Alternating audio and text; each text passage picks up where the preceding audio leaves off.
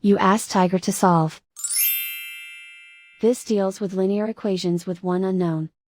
The final result is x equals 6. Let's solve it step by step.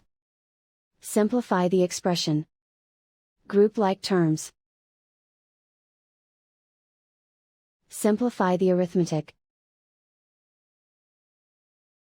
Combine like terms.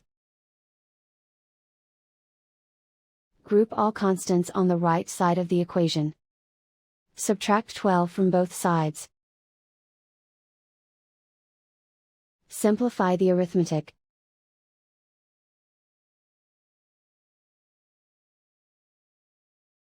Convert the x into a positive number.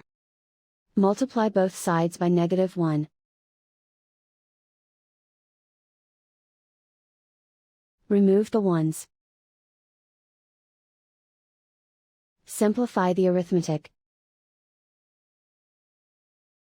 And so the final result is x equals 6.